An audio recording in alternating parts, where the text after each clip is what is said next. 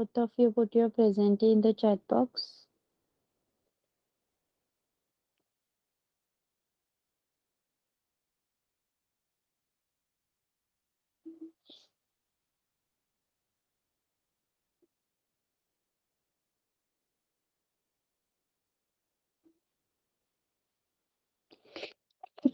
Sorry.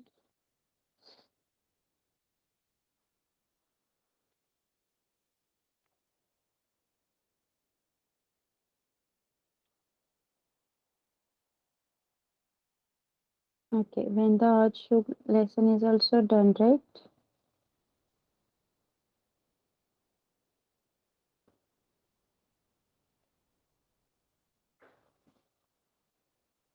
Or no, some of the part is been done. Okay, so let's see, we have started your lesson number 14 in previous session. That was when the earth shook. इसमें हमने पढ़ा था कि Jasma was telling us about the earthquake which was faced by the villagers of Jasma in the Kutch area of Gujarat. So what loss they have gone through. She also lost her father, sorry, grandfather. That all was mentioned, right? now हमने देखा था कि उसके बाद उनके गांव को help मिली and they started building the houses with the help of the engineers. Okay, now what will you do? Okay, people from the groups also made children in Jasma school practice what they should do in case there is an earthquake. This is what they said.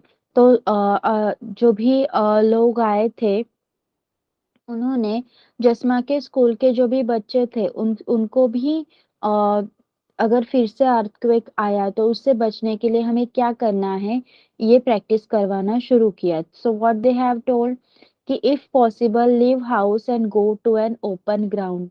अगर ज्यादा अगर एकदम severe झटकों से पहले ही आपको समझ में आ जाए कि हाँ अर्थक्वेक आ रहा है और अगर आप घर से बाहर निकल सकते हो तो प्लीज घर से बाहर निकलिए और एक ओपन ग्राउंड में जाइए जहाँ पे आपके आजू बाजू कोई भी बिल्डिंग वगैरह कुछ नहीं हो.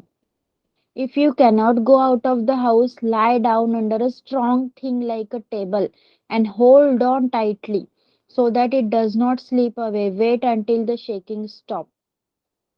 अगर आप घर से बाहर नहीं जा सकते हो तो किसी स्ट्रॉन्ग चीज के नीचे बैठिए इस तरह से जैसे कि पिक्चर में दिखाया गया है. वो चीज टेबल हो सकता है बट मेक श्योर कि वो उसको आप एक हाथ से एकदम टाइटली पकड़े रखे. आपके हाथ से वो स्लिप ना हो जाए. Make sure of that thing. और जब तक ग्राउंड शेक करना बंद ना हो तब तक आपको क्या करना है उसको पकड़े ही रहना है so that it does not slip away from your hand. Have you been told in your school or anywhere else about what to do in case of earthquake? earthquake में क्या करना है ये सारे हमारे साइंस ईवीएस के syllabus में होता ही है. सो आपको पहले किसी ने बताया है या फिर आपके स्कूल में सिखाया है कि क्या क्या करना है क्या नहीं करना है. यस किसी भी डिजास्टर के वक्त डिजास्टर मैनेजमेंट पर एक लेसन तो हमारे सिलेबस में होता ही है जहाँ पे आपको ये सिखाया जाता है कि कोई भी नेचुरल कैलामिटी आए तो उस वक्त हमें क्या करना है. डिजास्टर मैनेजमेंट में हमें क्या क्या करना है. Why do you think one should go under a table during an earthquake? बताइए मुझे क्या लगता है आपको कि अर्थक्वेक में टेबल के नीचे चले जाना क्यों फायदेमंद है. क्यों जाना चाहिए हमें. मैम व्हाट क्योंकि डू वो यू टेबल टूटेगा नहीं. यस सो दैट ऊपर से कुछ चीज हमारे सर पे आके हमें इंजोर ना कर दे इसलिए. मैम और एक ओके कॉर्नर में भी खड़ते हैं. यस सो दैट जो भी चीजें है शेकिंग हो रही है ना अर्थक्वेक में क्या होता है अगर एकदम बहुत सीवियर अर्थक्वेक है बहुत बड़ा तो हमारे जो जमीन है वहां पे क्रैक्स आ जाते हैं बड़े बड़े। लेकिन अगर सिर्फ शेकिंग हो रही है तो शेकिंग के दौरान अगर आपका शोकेस है तो उसमें लगे हुए चीजें नीचे गिर सकती है, ऊपर लगे हुए बर्तन नीचे गिर सकते हैं, अलमारी वगैरह गिर सकती है। तो उनसे बचने के लिए, उनसे आप इंज्योर ना हो, उसके लिए आपको इस टेबल के नीचे जाना है। Okay. Who helped? Read this TV report on Bhuj earthquake. Bhuj में जो अर्थक्वेक आया था वहां पे उस पे एक टीवी रिपोर्ट लिखा गया है जो हम देखेंगे अभी। अहमदाबाद, जनवरी 26, 2001। 26 जनवरी 2001 को ये हुआ था। At least 1,000 people are feared dead in earthquake that struck Gujarat this morning. तो 26 जनवरी की मॉर्निंग को ऐसा अर्थक्वेक आया था कि 1,000 लोगों के मरने की उसमें आशंका है। Many thousands have been injured. Army jawans have been called in to help. यहाँ पे हेल्प के लिए आर्मी जवान को आना पड़ा था। इतना बड़ा अर्थक्वेक था, आप पिक्चर से ही अंदाजा लगा सकते हो। See what had happened. At least 150 buildings have been fallen in the city of Ahmedabad. Ahmedabad शहर में 100 से 150 तक की बिल्डिंग्स गिर चुकी थी। In this there are dozen multi storeyed building. 12 dozen multi storeyed building भी थी। तो उसमें से कितने लोगों का नुकसान हुआ होगा ये आप सोच सकते हो। By this evening, around 250 bodies have been removed from these buildings. तो उन 12 बिल्डिंग्स में से 250 बॉडीज को निकाला गया। It is feared that several thousand people may still be trapped. Rescue efforts are on. तो उसमें बहुत सारे ट्रैप्ड हो चुके थे लोग। लोगों को मतलब जो भी हेल्पर थे उनको समझ में नहीं आ रहा था कि कहाँ से लोगों को बचाया जाए, कैसे बचाया जाए और कैसे निकाला जाए। इस तरह से सारी जो बिल्डिंग्स गिरी हुई थी उसके मलबे के नीचे सारे ट्रैप हो चुके थे। There is perhaps no building in the city which has not developed cracks. City में कोई भी ऐसी बिल्डिंग नहीं थी जिसमें क्रैक ना आया हो। The situation in Bhuj is even worse. Bhuj में तो जो कंडीशन थी वो और भी बहुत खतरनाक थी। People are running around in shock and panic. लोग डर के मारे इधर उधर भाग रहे थे। Within an hour of earthquake the fire engine had reach and started work along with the local people.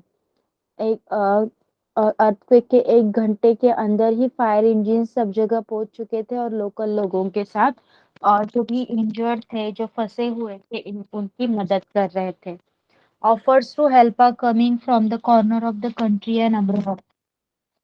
Abroad से भी लोग देश के कोने कोने से लोग सबकी मदद करने आ रहे थे। According to the TV report, thousands of people were injured and some died in Gujarat.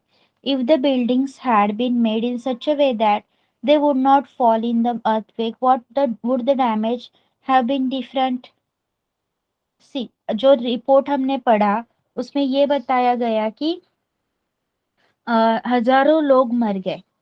अगर बिल्डिंग्स इस तरह से कंस्ट्रक्ट की जाती कि वो अर्थक्वेक से ज्यादा मार ना खाए तो क्या लोग बच पाते? कंडीशन थोड़ी अलग होती। What do you think in this case?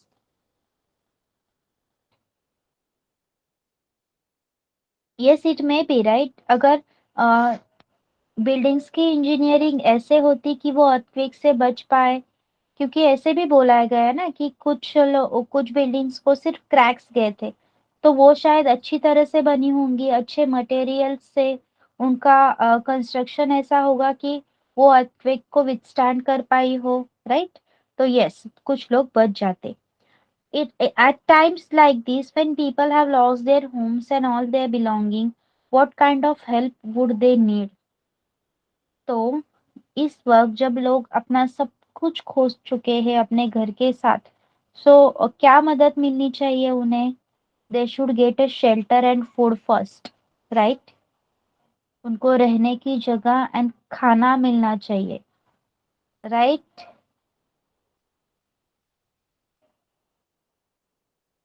In such situation, whose help would be needed and for what?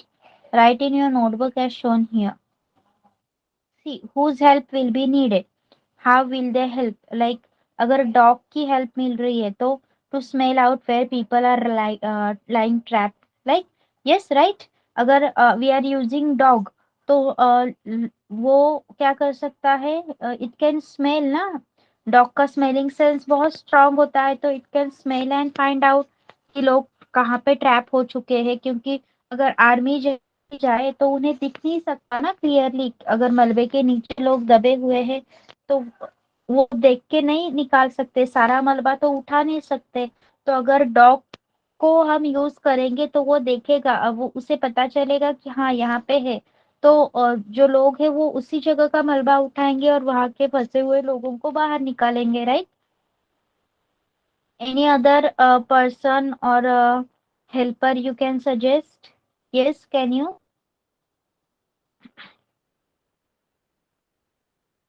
Yes.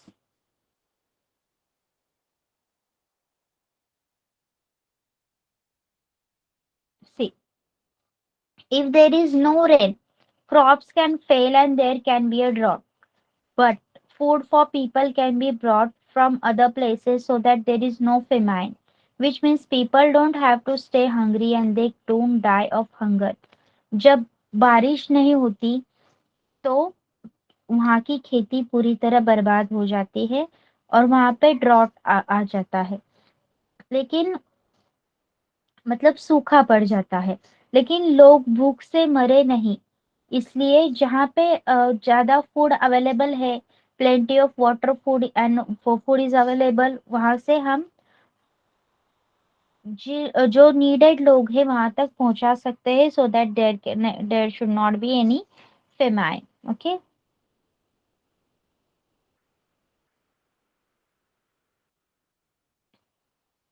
यहाँ पे आपको रिपोर्ट राइटिंग बोला गया है, आपको कुछ वर्ड्स दिए गए हैं, floods, river water, injured people, food packets, rescue work, camps, dead bodies, dead animals floating in water, houses underwater, aerial survey to see the scene of disaster from a plane, sad people, diseases spread by dirty water, homeless people, trapped people।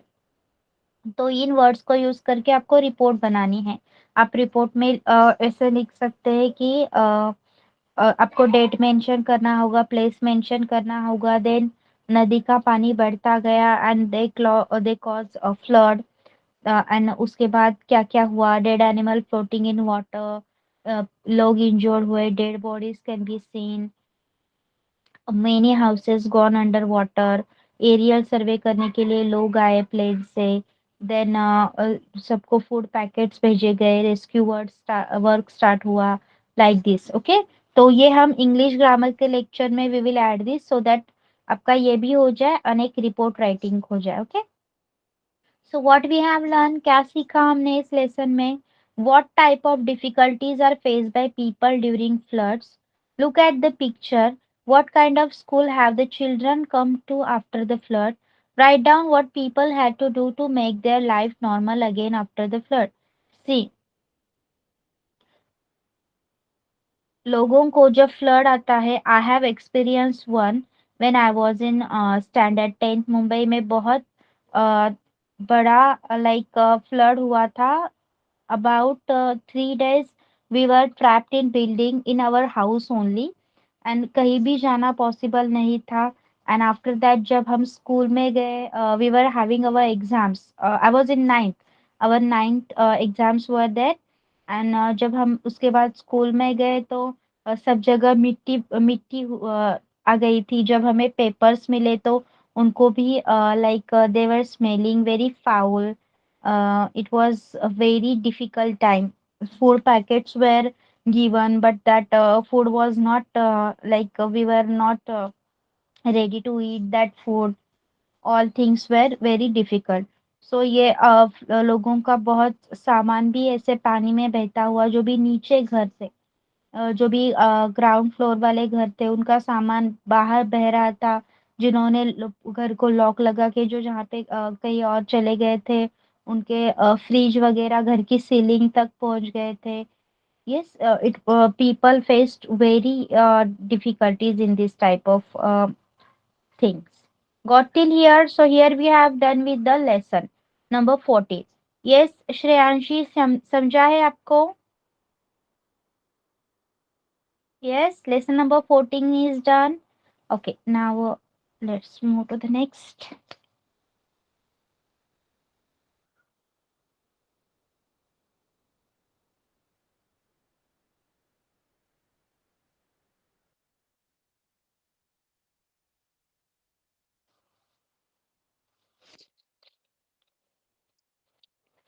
Ma'am chapter 15। Yes.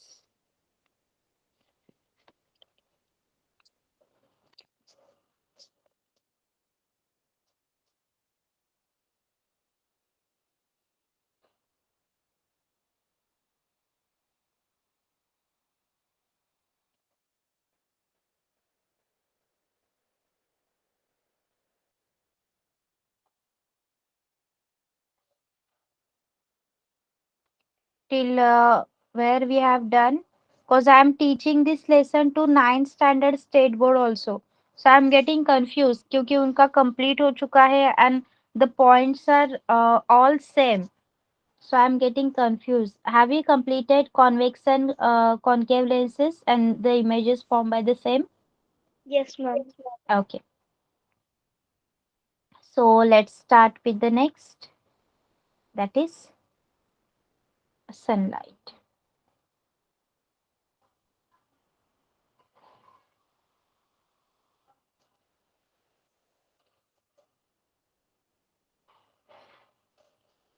Sunlight, white or colored. Have you ever seen a rainbow in the sky? Yes, many times, right? You might have noticed that it appears usually after the rain when the sun is low in the sky. The rainbow is seen as large arc in the sky with many colors.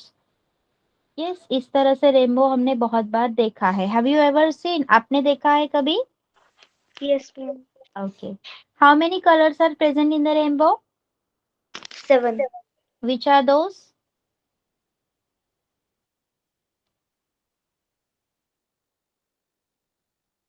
Yes, which are those colors? Can you name?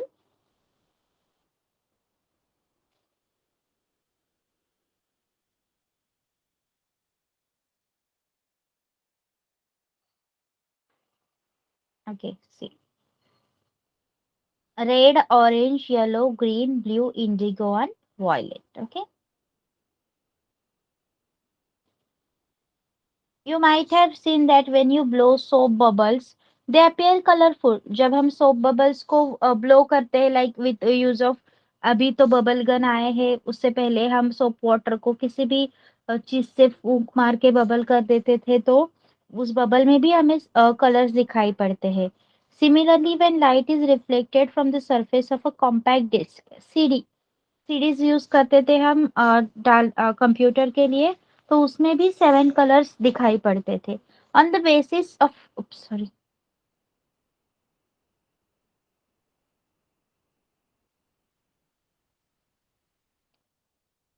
on the basis of these experiences, we could we say that sunlight is mixture of different color? Yes. What do you think? कि sunlight different colour से बनी हुई होती है? Let's investigate, let's find out. Take a glass prism, allow a narrow beam of sunlight through a small hole in the window of a dark room to fall on one face of the prism. Let the light coming out of the other face of prism fall on a white sheet of paper or on a white wall. What do you observe? Do you see colors similar to those in rainbow? Yes. जब आप prism के एक side, prism is made up of glass, हाँ, अगर आप एक narrow beam को, sunlight के बीम को प्रिज्म के एक बाजू से ट्रांसफर करोगे और जो भी रेज आ रहे हैं रिफ्लेक्टेड, उसको व्हाइट वॉल पे या फिर शीट पे गिरने दोगे, तो वो रिफ्लेक्टेड रेज में आपको कलर्स दिखाई पड़ेंगे. So this shows that sunlight consists of 7 colors. सो इससे ये इन्वेस्टिगेशन कंफर्म होता है कि सनलाइट 7 कलर्स से बनी हुई होती है. Sunlight is said to be white light. This means that the white light consisting of 7 colors. Sunlight को white light कहा जाता है and ये हमें इस एक्सपेरिमेंट से पता चला कि उसमें 7 कलर्स होते हैं. अगर आप ये सारे कलर्स ले लेंगे हाथ में, उनको मिक्स कर देंगे, तो क्या आप व्हाइट कलर पा सकते हैं? इसके लिए हमें एक सर्कुलर कार्डबोर्ड डिश चाहिए होंगी 10 सेंटीमीटर की, और उसमें जो भी रेनबो के कलर है वो हमें पेंट कर देने हैं. ओके, देन उसके बाद क्या करना है, अगर पेंट नहीं है तो आप कलर पेपर भी इस तरह से उस पे लगा सकते हो, और उसके बीच में एक छोटा सा होल कर देना है. उसको एक रिफिल या फिर बॉल पेन में हमारी जो रिफिल रहती है ना, उस पे प्लेस कर देना है.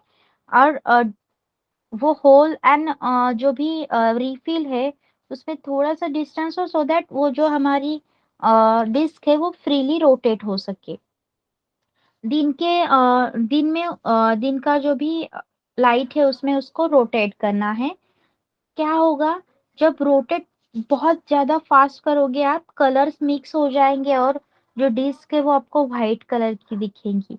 इसको न्यूटन्स डिस्क भी कहा जाता है. Okay, see this is how it looks. Okay, so इससे ये सारे प्रिज्म, ये डिस्क, देन हमारा रेनबो, ये सीडी, इससे हमें क्या पता चलता है कि जो व्हाइट लाइट होती है it is consisted of 7 colours, और white light is a sunlight only. Got it? Yes Deepika.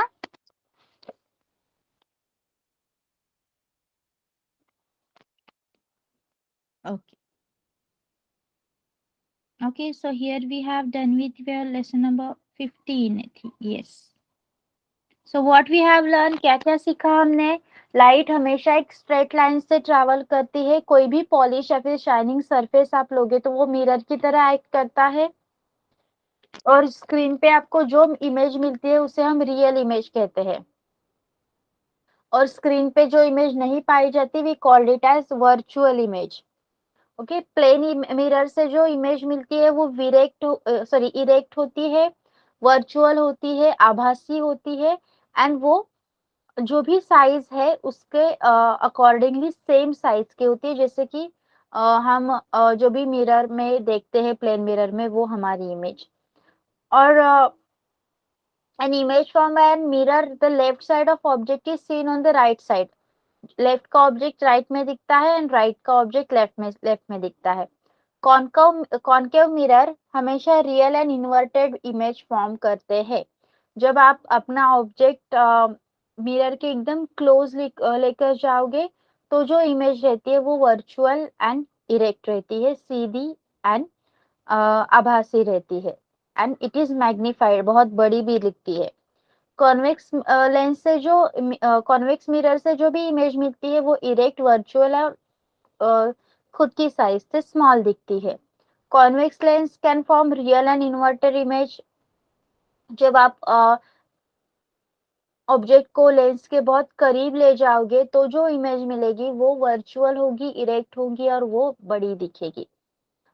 जब हमें मैग्नीफाइड ऑब्जेक्ट्स देखने पड़ते हैं तो हम कॉन्वेक्स लेंस यूज करते हैं, जैसे कि हमारे जो भी व्हीकल्स होते हैं उनके ग्लासेस जिसमें आपको पीछे का पूरा सराउंडिंग दिख सके, देन हमारे स्पेक्टेकल के ग्लासेस. ओके, कॉनकेव लेंस हमेशा erect, virtual and smaller image form करते हैं, एंड व्हाइट लाइट में 7 कलर्स होते हैं. Okay, here we have done with your lesson number 15. Shall we move to the question and answer? Let's see.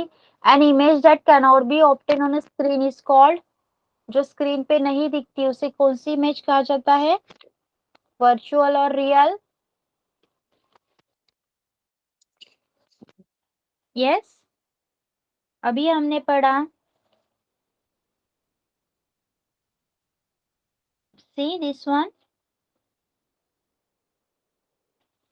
Image which can be obtained on screen is real, or cannot be obtained is called virtual. Okay. Image formed by convex dash dash is always virtual and smaller in size. Mirror. An image formed by a dash dash mirror is always the same size as that of object. बोलो कौन से mirror में हम कौन से mirror में देखते हैं तो हमें जैसे के वैसे हम दिखते हैं, उसी साइज के, उसी शेप के। कौन से मिरर यूज करते हैं हम घर में? Plane mirror. Okay. An image which can be obtained on a screen is called real. An image formed by a concave dash dash cannot mirror cannot be obtained on a screen. Okay. So you can write all these in your notebook. Shall we start with the next lesson? Which is the next one, Deepika? 4 and 6 we have done. 15 also is done now. I think you have 17th, na? Yes, you have told me that you have 17th and 11th Ma'am, also. 11. Yes, Ma'am, 11. 11. Yes, transportation in animal and plants. Okay, I will introduce this and then we will stop. As you are only one in seventh from 7th standard, no? So transportation in animal and plant. All organisms need food, water, and oxygen for survival, right? So they need to transport all these to all these material to various parts of their body. Animals need to transport waste जो भी digestion के बाद जो भी waste create होता है हमारी body में, उसे भी हमें कहीं ना कहीं ले जाना पड़ता है so that it can be removed. Yes. So have you wonder कि ये सब कैसे होता है? अगर हम 11.1 को देखेंगे तो हार्ट है एंड ब्लड वेसल्स है। यस, आप देख सकते हो कितने सारे blue and red blood vessels है। ये जो सारे हैं वो ही ट्रांसपोर्ट का काम करते हैं। They function to transport substances and together form a circulatory system. ये हमारी सर्कुलेटरी सिस्टम बनाते हैं। तो इस चैप्टर में हम एनिमल्स एंड प्लांट्स में ये सारे मटेरियल किस तरह ट्रांसपोर्ट होते हैं वो देखेंगे। सो 11.1 circulatory system. First is circulatory system में आता है ब्लड। जब हमारी बॉडी में कोई भी कट होता है तो उसमें से खून बाहर आ जाता है। So what is blood? Blood is a fluid which flows in blood vessel. हमारी ब्लड वेसल्स में बहने वाला fluid is called as blood. ये सारे डाइजेस्टेड फूड को स्मॉल इंटेस्टाइन एंड बॉडी के अदर पार्ट में ट्रांसपोर्ट करता है। ये ऑक्सीजन लेके जाता है लंग्स तक एंड उसके बाद बॉडी के अलग अलग सेल्स तक। वेस्ट मटेरियल को रिमूवल वेस्ट मटेरियल को एक्सक्रीटरी सिस्टम के पास भी ये ट्रांसपोर्ट कर देता है so that it can be remove from the body. So ये ब्लड इतने सारे सब्सटेंसेस को कैसे कैरी कर पाता है? Blood is composed of fluid जिसे प्लाज्मा कहा जाता है और उसमें सारे सेल्स सस्पेंडेड होते हैं। So do you know why is the colour of blood is red? Yes, उसमें रेड कलर का एक पिगमेंट होता है, उसका नाम पता है आपको? जब आपका ब्लड चेक होता है किसी भी Hemoglobin. Yes, very good. तो उसमें हीमोग्लोबिन का लेवल चेक किया जाता है। On type one type of cell are the red blood cell which contain a red pigment of hemoglobin. Blood में 2 टाइप्स ऑफ सेल होते हैं, आरबीसीज होते हैं रेड ब्लड सेल एंड डब्ल्यूबीसीज होते हैं व्हाइट ब्लड सेल्स। तो रेड ब्लड सेल में RBCs में हीमोग्लोबिन नाम का एक पिगमेंट होता है जो ऑक्सीजन को बाइंड करके रखता है सो दैट ये एकदम वेरी फ्यू सेकेंड्स में बॉडी के सारे पार्ट में सेल्स को ट्रांसपोर्ट हो जाए। It will be difficult to provide oxygen efficiently to the cell. अगर आपका हीमोग्लोबिन लेवल ठीक नहीं है तो आपके बॉडी को ऑक्सीजन पहुंचाना बहुत डिफिकल्ट हो जाएगा। सो हीमोग्लोबिन की प्रेजेंस की वजह से ही हमारा ब्लड हमें रेड दिखता है। ब्लड में व्हाइट ब्लड सेल्स भी होते हैं जो हमारी बॉडी के सोल्जर्स होते हैं। क्यों सोल्जर्स कहा गया है उन्हें? क्योंकि वो जो भी जर्म्स हमारी बॉडी में एंटर करते हैं उनसे फाइट करते हैं। बोजो fell down while playing game and his knee got injured। तो आपको पता है जब आप गिर जाते हो और आपको लगता है तो ब्लड आ जाता है उसमें से, लेकिन कुछ देर के बाद वो ब्लीडिंग स्टॉप हो जाती है एंड डार्क रेड कलर का क्लॉट आप वहां पे देख सकते हो। तो क्या होता है वो? यस, ये क्लॉट क्यों फॉर्म हुआ? Because of presence of another type of cell in blood. उसमें प्लेटलेट्स होती है। ये प्लेटलेट्स एंड फाइब्रिनोजन क्या करता है, हमारे जो क्लॉट हुआ है उस सॉरी हमारा जो ब्लड फ्लो हो रहा है, ये प्लेटलेट्स उस उनको स्टॉप कर देता है, वहां पे क्लॉट जमा कर देता है सो दैट हमारा ब्लड फ्लो होना स्टॉप हो जाए। नाउ ब्लड वेसल्स अलग अलग तरह के होते हैं। सो ड्यूरिंग द इनहेलेशन हमारी बॉडी में लंग्स को फ्रेश ऑक्सीजन सप्लाई हो जाता है। सो ऑक्सीजन जो हम लंग्स में डाल रहे हैं वो पूरी बॉडी में ट्रांसपोर्ट होना बहुत जरूरी है। ऑल्सो ब्लड क्या करता है, it pickups the waste material. Carbon dioxide से लेकर अलग अलग जो वेस्ट मटेरियल होते हैं वो सेल से उठा लेता है and this blood has to go back to heart. फिर से ये वो जो ब्लड में सारे इम्प्योरिटीज मिले हुए हैं वो ब्लड हार्ट की तरफ डाल देते हैं एंड ये हार्ट क्या करता है, हमारी उसको वो जो ब्लड है उसमें से कार्बन डाइऑक्साइड निकाल देता है एंड उसको प्यूरिफाई कर देता है। So two types of blood vessels are there, arteries and veins, जो प्रेजेंट होती है हमारी बॉडी में। आर्टरीज क्या करती है? Arteries carry oxygen rich blood from heart to all part of body. Heart से ऑक्सीजन से पूरी तरह भरा हुआ खून बॉडी के अलग अलग दूसरे पार्ट्स में ले जाने का काम आर्टरीज करती है एंड वेन्स क्या करती है?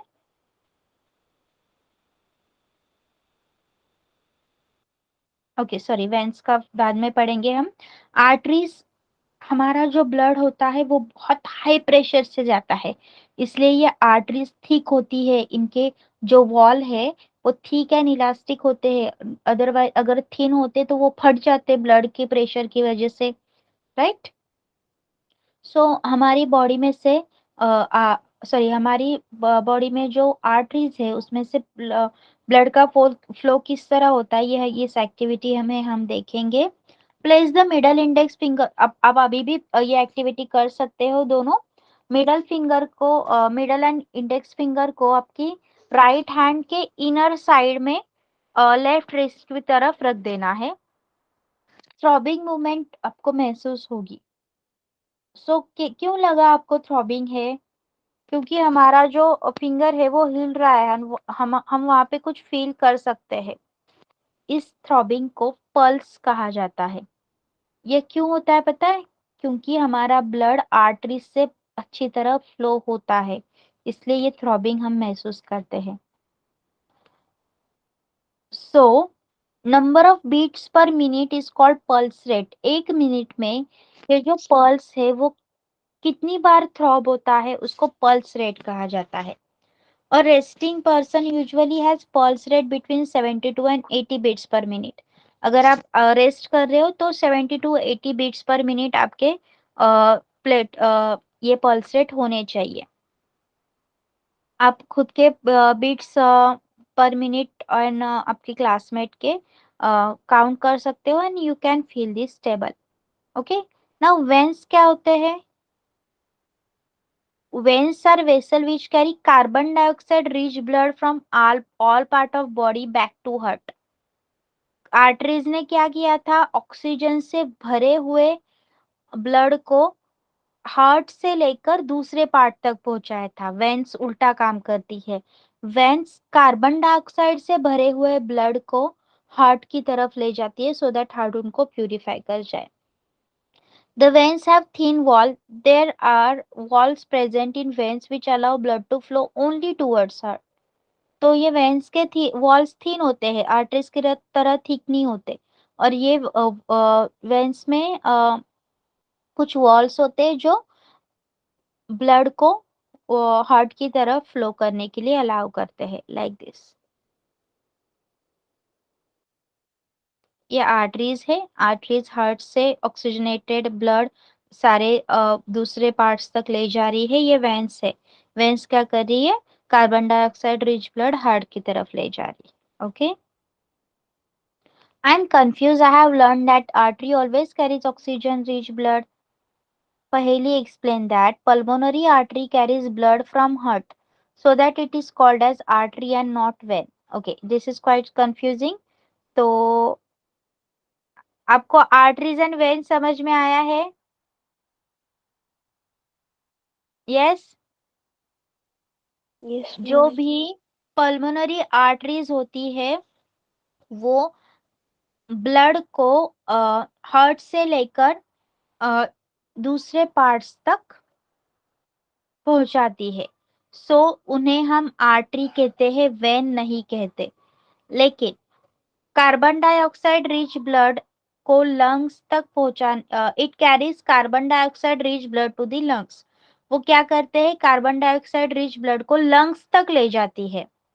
Pulmonary vein carries oxygen rich blood from lungs to heart, and ये पल्मोनरी वेन्स होती है वो ऑक्सीजन से भरे हुए ब्लड को लंग्स तक, सॉरी, लंग्स से लेकर हार्ट तक पहुंचाती है। Do you see the arteries divide into smaller vessel? या आर्टरीज यहाँ पे स्मॉल स्मॉल वेसल्स में डिवाइड हो रही है। इनको क्या कहा जाता है? Capillaries. On reaching the tissue they divide further into extremely thin tube called capillaries. जब ये आर्टरीज टिश्यू तक पहुंच जाती है तो वो छोटे छोटे वेन्स में, थिन थिन ट्यूब्स में डिवाइड हो जाती है, उनको कैपिलरीज कहा जाता है। एंड कैपिलरीज ज्वाइन होते हैं to form vein. Capillary join होके वेन फॉर्म करते हैं एंड वो हार्ट की तरफ पहुंचा देते हैं। ओके, सो सर्कुलेटरी सिस्टम में आपका हार्ट होगा, वो हम नेक्स्ट लेक्चर में सीखेंगे। Okay, got till here? Yes, 7th standard, have you got? आपको आपके लेसन नंबर 15 के क्वेश्चन आंसर्स लिखने हैं। And Shreyanshi, you try to write that report of flood. Okay? Okay. So we'll be stopping over here. You both can leave now. Bye bye.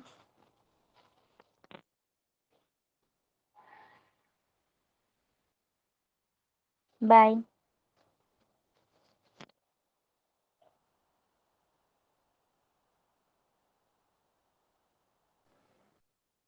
Bye bye.